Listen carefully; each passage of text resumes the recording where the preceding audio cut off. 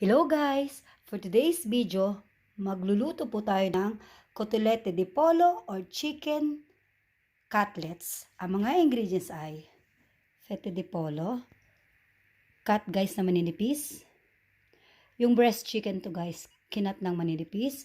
3 eggs, farina or harina, breadcrumbs with grated cheese. First guys, ibit muna natin ating mga eggs. First guys, i-coat muna natin yung ating mga chicken sa ating mga farina. Bago natin ilagay sa ating eggs. Tapos ilagay na natin o i-coat natin sa ating breadcrumbs at grated cheese. Ganito guys. Tapos pwede na i-fry. Eto guys, na-coat na natin sa ating mga farina, breadcrumbs at grated cheese. Ngayon guys, pwede na nating iprito or i-fry.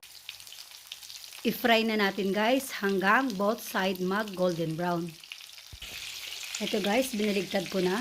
Antayin na lang natin mag-golden brown yung other.